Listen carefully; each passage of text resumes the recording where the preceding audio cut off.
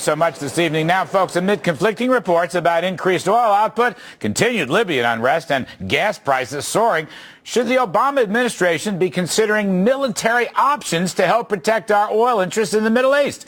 Here now, once again, is former Shell Oil president and CEO John Hofmeister. He's the founder of Citizens for Affordable Energy. Ken Timmerman, NewsMax.com contributing editor and author of St. Peter's Bones. And terrorism and national security expert Ken Robinson, founder of Greenhouse Holdings. Thank you very much, gentlemen. John Hofmeister, let me start with you. At the beginning of this day, actually last night, the reports coming off the news wires were saying that Saudi Arabia and OPEC would make up the Libyan shortfall. Now I'm not so sure. Can you help us on this? Will Saudi Arabia and the rest, or will they not, put another 1 million barrels a day on the market soon? April, late March, whenever? Well, Larry, I think if OPEC felt that this was really a crisis, you would see them making all the noise and all the motions about having an emergency meeting. And none of that's taking place. But there are signals coming out from the OPEC community that nobody is going to be harmed if they exceed their quota. In other words, I think that what OPEC will do is, rather than make a formal announcement, which brings extraordinary attention to what they're doing, they will instead simply let more oil into the market by various countries that can, exceeding their agreed-upon quota. So if Saudi Arabia has a quota of 8, it might start producing 9, and I believe that's what's happening. And that could happen with other countries as well. All right, well, that's very important and very hopeful. Ken Timmerman, I want to come back to you because, all right, Libya is the center. We have the Saudi Arabian Day of Rage on Friday, but let's talk Libya. When I looked last evening, the paper said Gaddafi circled debates regime's end. It looks like they were getting ready to go out of town. Today, Ken, on the other hand, Gaddafi loyalists launched new attacks. There are pictures and reports of vicious attacks on the pro-democracy rebels by the Gaddafi military or whoever they are. Now, Ken Timmerman, what is going to happen here in your judgment? And is Gaddafi anywhere near giving up and leaving? No, Gaddafi is not anywhere near getting ready to leave, Larry. On the contrary, he's digging in his heels. He's understood that there are really only 2 ways to deal with this kind of protest in the Middle East. Either you give in, you give up, which is what happened in Tunisia and in Egypt, or you dig in your heels and you fight, as Gaddafi himself has said, to the last man, to the last drop of blood. This is going to get very bloody. It's going to get very violent.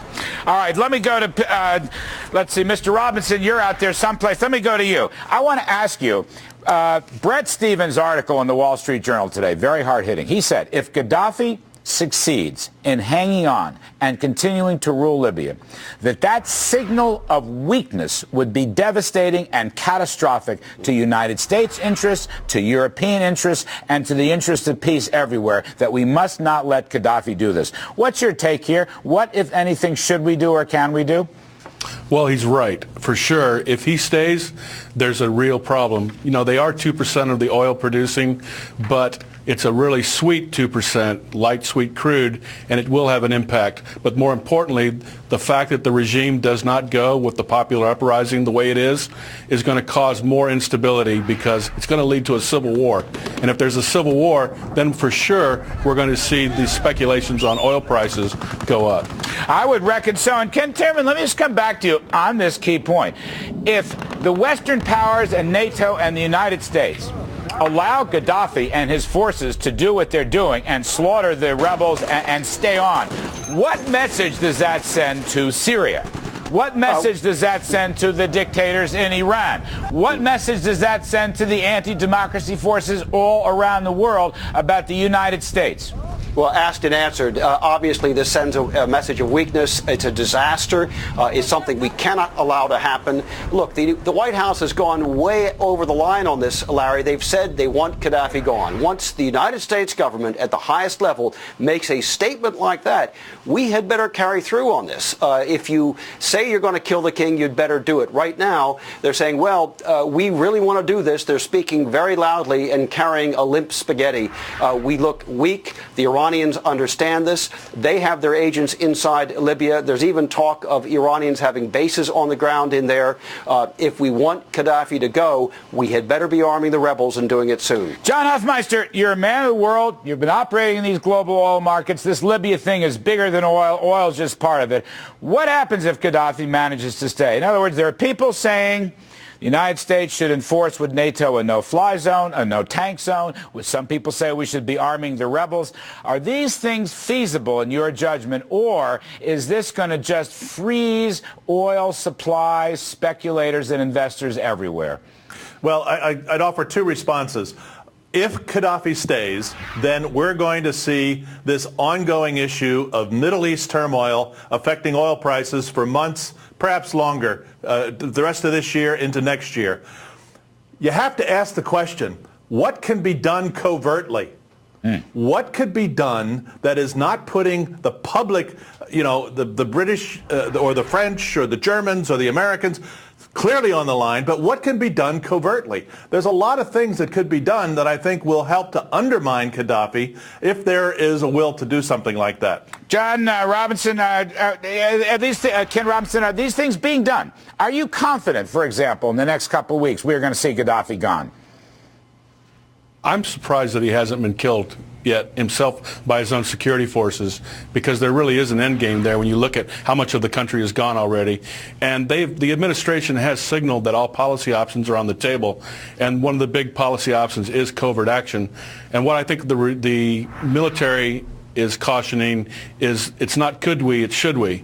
Because the capability exists, the question is the law of unintended consequences in the market. As you've seen with your own reporting today, the market's pretty confident that as long as a civil war doesn't happen, there's going to be plenty of supply to protect the issue of supply of oil.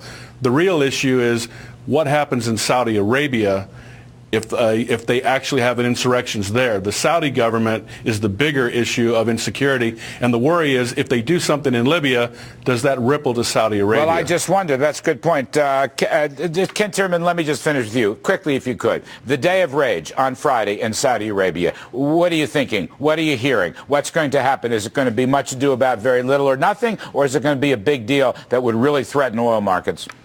Look, I don't think at this point it's going to be a big deal. There is no civil society in Saudi Arabia. They've not allowed it to develop. But, the other Ken is absolutely right. Saudi is the big piece of this. If the Saudi regime goes down, we're not talking about 1.4 million barrels a day. We're talking about 10 million barrels. We're not talking about $140 oil. We're talking about $500 oil. So Saudi Arabia is absolutely the key piece of this. The Iranians are watching very, very closely.